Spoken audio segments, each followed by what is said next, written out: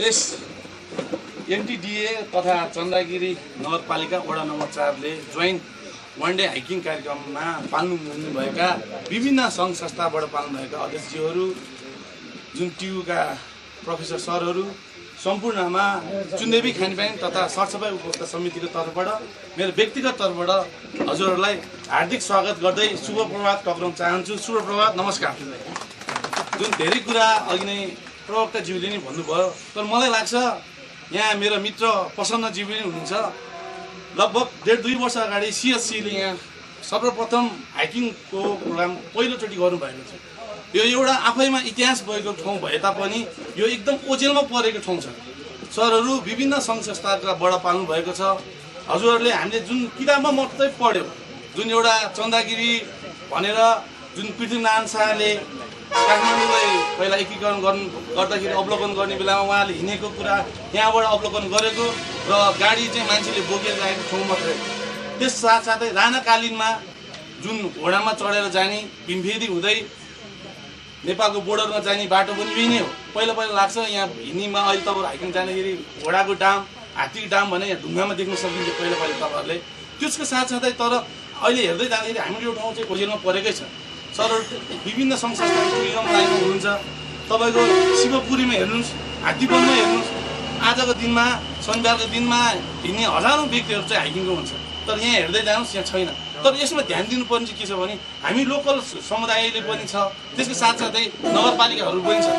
किनकि यसलाई चाहिँ हामीले चाहिँ जुन हाइकिङकोमा जुन ल्याउनु पनि ल्याउन सकिरहेको छैन।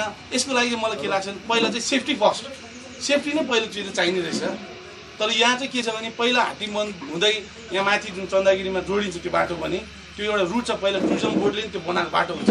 चन्दागिरी केबल कार बन्नुभन्दा अगाडिको त्यो एउटा चाहिँ हाइकिङ रुट छ। त्यहाँ 1-2 चोटि चाहिँ त्यहाँ लुटपाट पनि भएको छ। त्यस कारणले गर्दाखेरि पनि यहाँ अलिकति टुरिस्टहरू आउनु अलिक डराउने रहेछ। त्यस साथसाथै अब सरहरूले चाहिँ एउटा के मेसेज गर्नु पऱ्यो भने यो बाटो पनि सेफ्टी छ, त्यसको साथसाथै यहाँ चाहिँ किन इतिहास पनि बोकेको तपाईँहरूले हेर्नु सक्नुहुन्छ। रमणीय दृश्य एकदम ग्रिनरी पनि छ यहाँ। साथसाथै तपाईँ जति माथि जाँदै गर्नुभयो चराचुरुङ्गीको आवाज पनि त्यति नै सुन्नु सक्नुहुन्छ।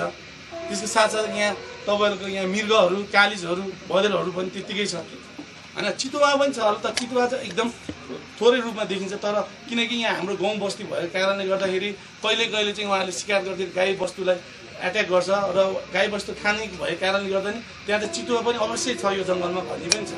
त्यस साथै सरहरू त विभिन्न सङ्घ संस्थाबाट पाउनुभएको छ, रिसर्चको बेसमा नि हुनुहुन्छ।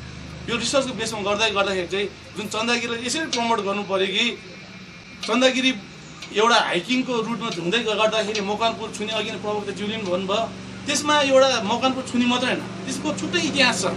जुन एउटा अहिले एउटा अलोका भन्ने डग पिसफुल वाक भनेर अमेरिकातिर युरोपमा धेरै हिँडिरहेको छ त्यो भन्टेहरू। उहाँहरूले तपाईँहरूले नि सोसियल मिडियामा हेर्नुभयो होला, उहाँहरू पनि लुम्बिनीसम्म हिँडेर गएको फर्स्ट रुट नै यही नै हो।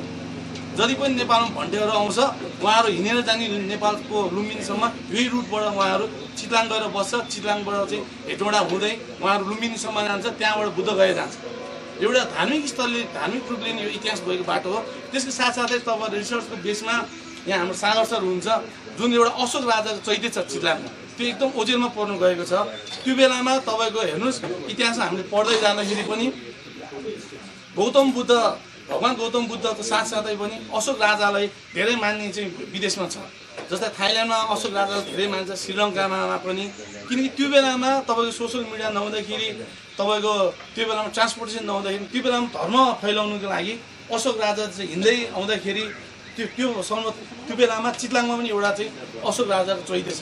त्यसलाई पनि हामीले खासै यो उसमा सोसियल मिडियाहरूमा र यसो एउटा के छ भने टुरिज्म लाइनमा चाहिँ ल्याउन सकिरहेको छैन कि। त्यसले ठुलो इतिहास बोकेको छ अशोक राजाको चैत्यले आफैमा पनि। तर हामीले चाहिँ खास केही गर्न सकिरहेको छैन।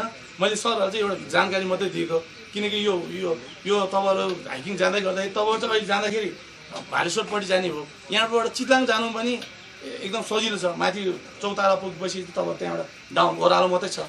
त्यस कारणले गर्दाखेरि यो इतिहास गएको साथसाथै एउटा हाइकिङ रुटको नि एकदम पर्फेक्ट चाहिँ यो एउटा चाहिँ लोकेसन हो भन्दै म यहाँ 2 शब्द बोलिदिनु भएको मेरो मित्र औद्योगिक सागरजी सम्पूर्णमा धन्यवाद दिँदै फेरि पनि चुन्देवी खानेपानी तथा सरसफाइ समिति तर्फबाट तपाईँहरूलाई स्वागत गर्दै तपाईँहरूको यात्रा सफल होस् भन्दै सेफ जर्नी भन्दै म बिदा हुन चाहन्छु।